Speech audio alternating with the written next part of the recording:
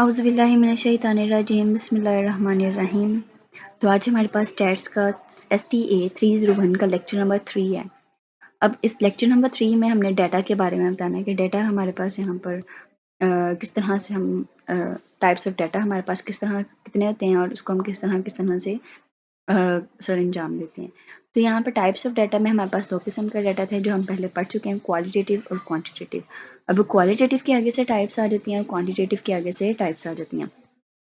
अब क्वालिटेटिव में हमारे पास यूनिवेरिएट और बाईवेरिएट फ्रीक्वेंसी टेबल्स आ जाते हैं। अब यूनिवेरिएट में हमारे पास परसेंटेजेस में हम अपने डाटा को शो करते हैं, पाई चार्ट में डाटा को शो करते हैं और बार चार्ट में डाटा को शो करते हैं। जबकि बाईवेरिएट में हमारे पास कंपोनेंट बार चार्ट होता है, मल्टीपल बार चार्ट होता है। अब इनको हम एक एक करके पढ़ेंगे, आगे देखें। सबसे पहले हमारे पास क्वालिटेटिव डाटा आ जाता है। अब क्वालिटेटिव डाटा में जिसमें हम क्वालिटी बताते हैं, कुछ इसी तरह से हम कह देते हैं। तो यहाँ पर आपके पास सैम्पलिंग की गई है, परसेंटेज। अच्छा देखें तो ये छोटा सा टेबल है, हम इसको देखते हैं। आपको फ्रीक्वेंसी दी गई है उर्दू इंग्लिश मीडियम के स्टूडेंट्स या इंस्टीट्यूशंस के बारे में बताया गया। इन इंस्टीट्यूशंस में आपके पास नंबर ऑफ स्टूडेंट्स की तादाद इतनी है कि आपके पास समेशन निकाल दिया गया है 1200।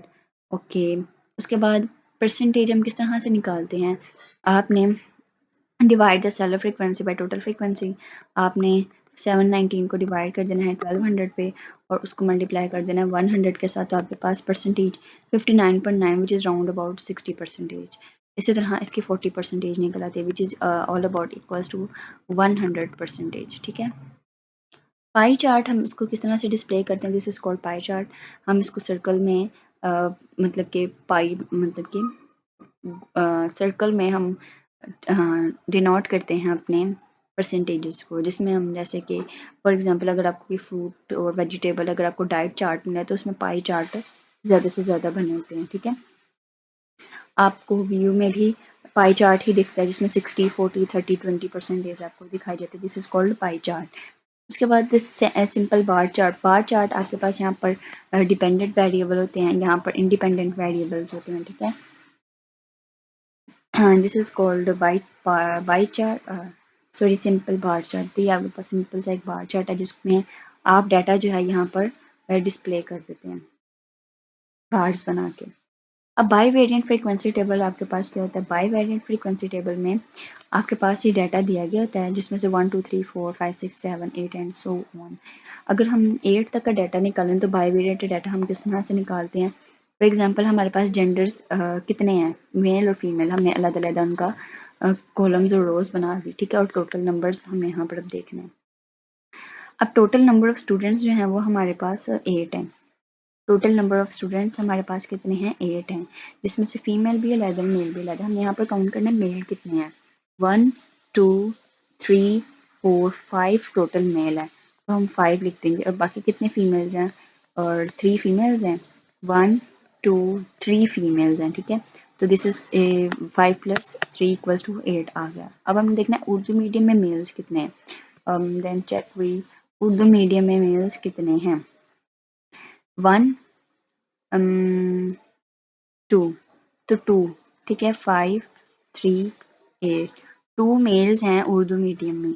और बाकी दूसरे मेल्स इंग्लिश मीडियम में कितने हैं, 1 2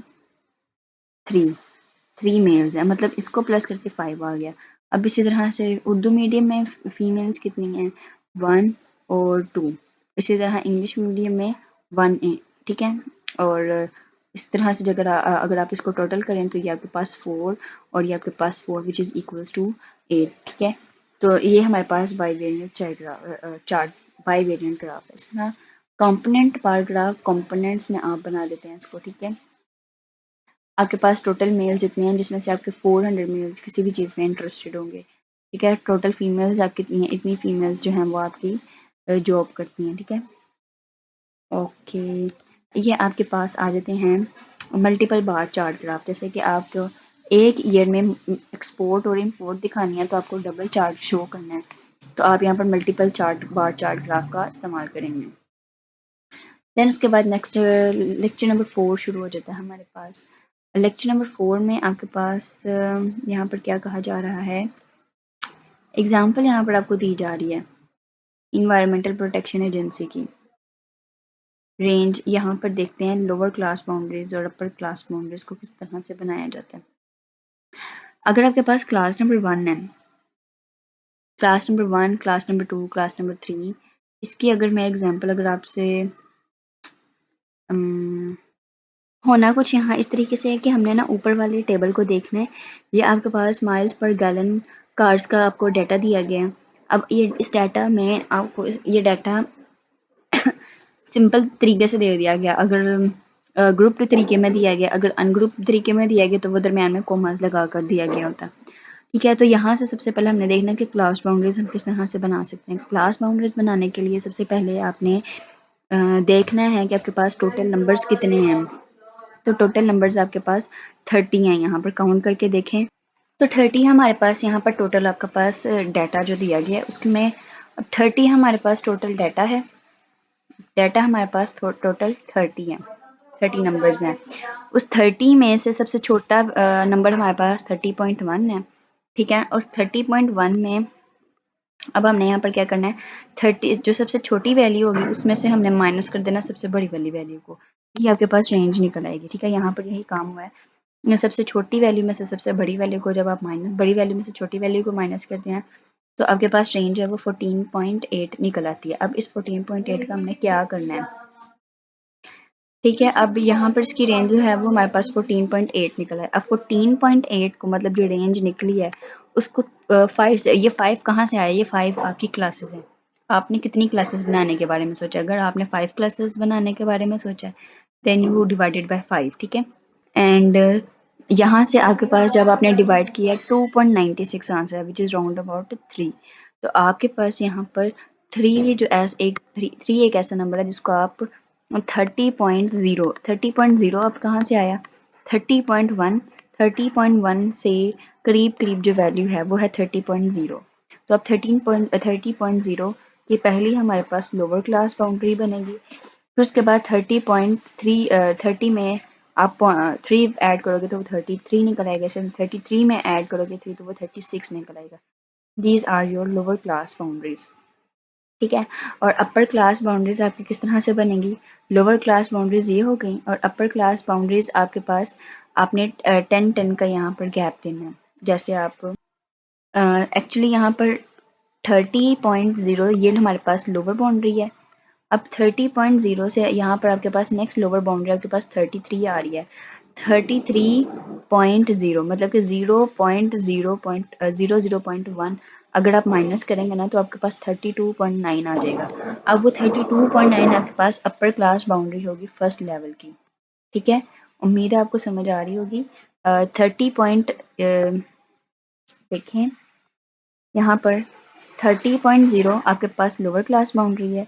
अब आपको अपर क्लास बाउंड्री का नहीं पता चल रहा, लेकिन आपको नेक्स्ट लोअर क्लास बाउंड्री का तो पता है ना। नेक्स्ट लोअर क्लास बाउंड्री आपके पास 33.0 है। उस 33.0 में से 0.1 आपने माइनस कर देना तो 32.9 आपके पास यहाँ पर वैल्यू आ जाएगी। ठीक है, इसी तरह आपने बाकी सारी लोअर अपर क्लास बाउंड्रीज की वैल्यूज को भी फाइंड कर लेना लोअर क्लास बाउंड्री में से 0.1 को माइनस करके।